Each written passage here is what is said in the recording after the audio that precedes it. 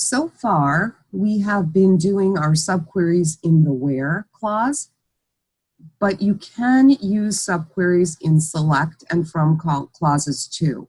When you use it in a select, it actually becomes a new column in your result set.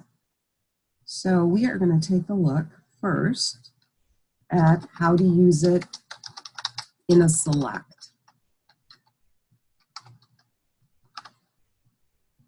So our scenario here is our boss would like us to retrieve the most recent invoice for each vendor.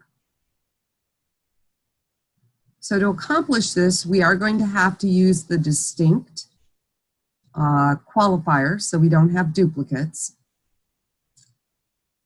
And then we're actually going to use the max aggregate function on invoice date, because that'll give us the most recent invoice date. So in order to do that, we are going to have to do a subquery if we want to display the vendor name and the invoice date next to each other, because that invoice date is going to be coming from the invoices table, and the vendor is going to be coming from vendors table. So this is going to be a subquery in the select. So for this one, you can do the subquery first, and I definitely would do that just to make sure that it runs. So our subquery is going to be, we're going to use AP. We're going to select the max invoice date. And so that's going to be from invoices.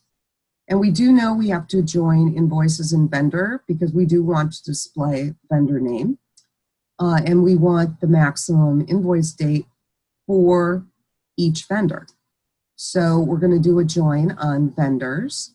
And the column they have in common is vendor ID.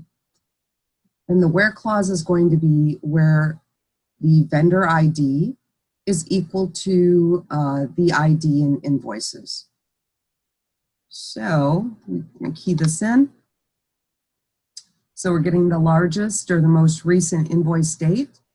We're joining on vendor ID, and we're really only concerned with invoices with the vendor ID equal to the vendor ID over in our vendors table. And when we execute this, okay, that is what you're going to get because we said max invoice date. So it's just going to retrieve the largest one. However, when we put this in a subquery, in a select, it'll show us the maximum for every single vendor. So use AP is correct. Okay, then we're going to add our main query, which is select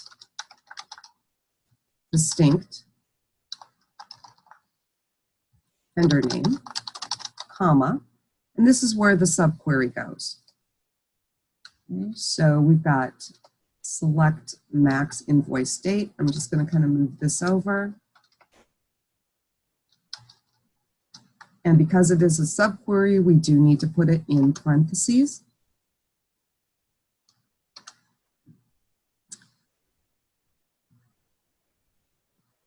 And if we want to have this with a column name, okay, we do need to use a little alias here. So we're going to say as.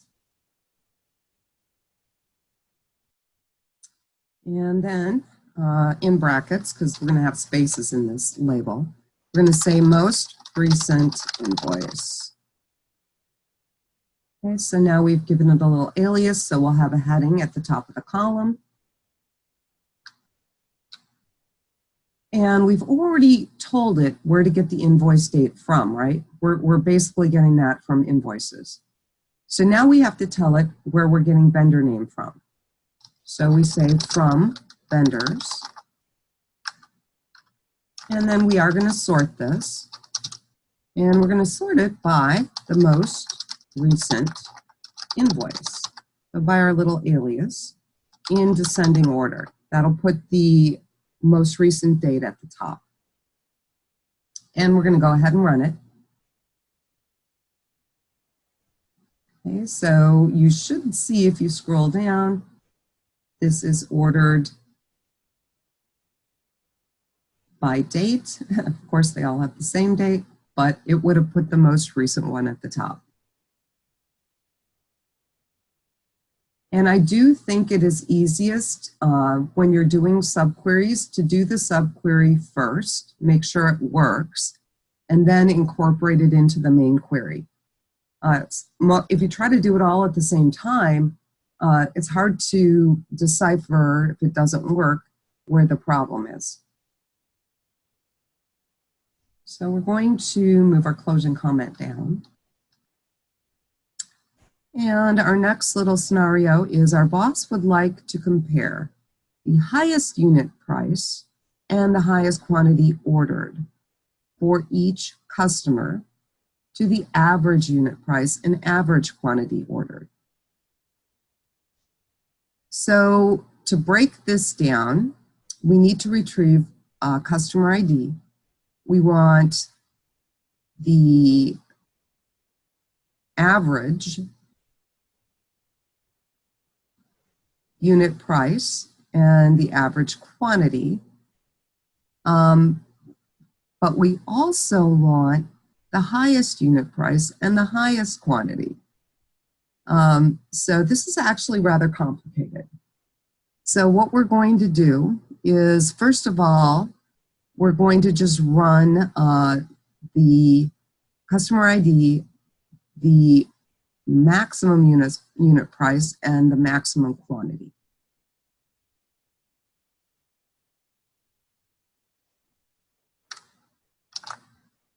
Okay, so this is all in Northwind. And you can see we're selecting the ID, the maximum unit price, and the maximum quantity. We are looking at orders and order details, and we're sorting by customer ID. So let's run that. So for each customer, we have the highest price and the highest quantity.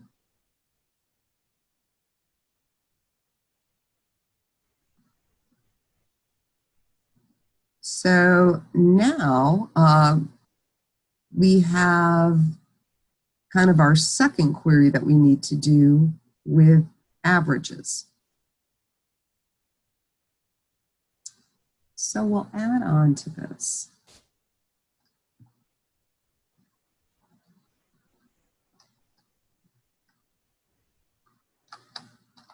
And we're going to look for the average. And this is going to be order details, just like the one above. Oops. And we're going to look for unit price first. Put an alias of average price. And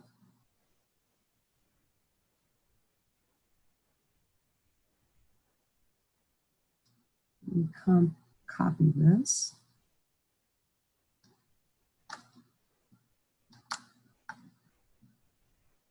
And I must have spelled something wrong. So here I'm going to, oh, I see what I did. We will fix this. And we'll copy this one.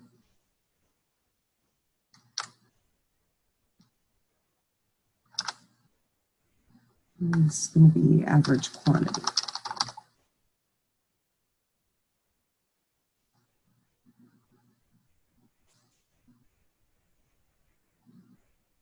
And no comma there.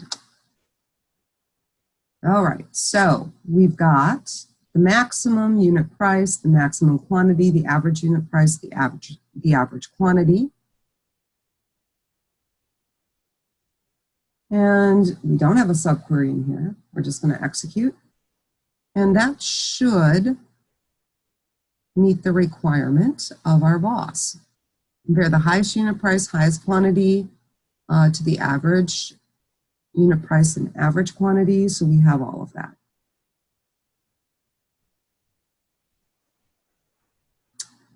So now our boss would like to know the quantity ordered for each product.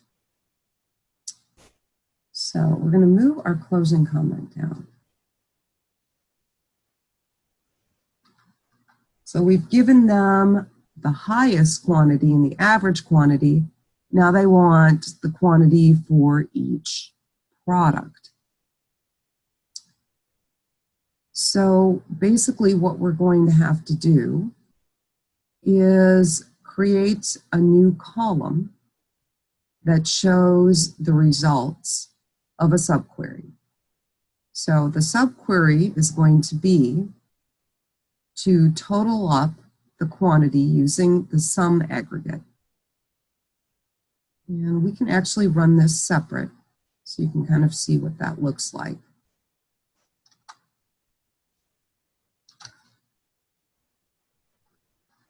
And here we go.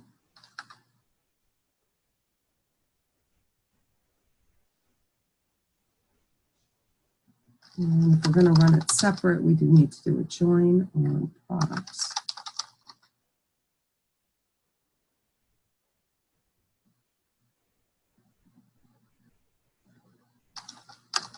And it would be this that we're joining on. And we run that. And that's just giving us a grand total because we don't have it as a subquery yet. When we put it in as a subquery in the select, it gives us a new column. So let's do that.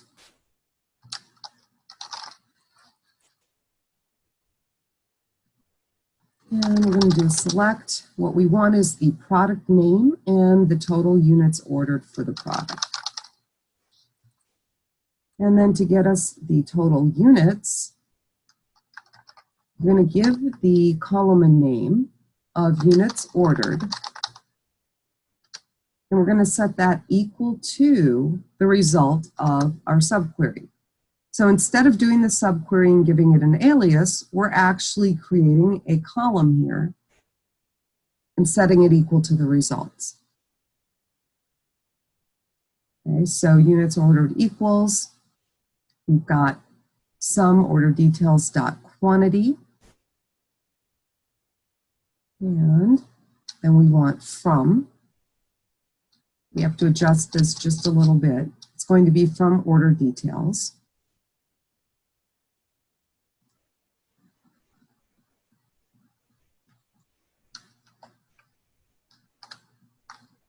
And then we're going to have where order details, product ID equals products.product ID. Now we don't need to include the join in here because in our outer select, the from statement is going to include products. Okay, so we don't need to do it in here because we're doing it out here. Okay, so this is going to be product name. We've created a brand new column, units ordered. It's going to show the results of our select. And because we have it in a column, instead of just getting one total figure for all products, we're going to get the total for each product. And we're going to go ahead and run it. Whoops, can't run with something highlighted. And then you're seeing the total for each product. And if we added all of those together, it would be equal to that total that we just saw before. And we will go ahead and move down our closing comment.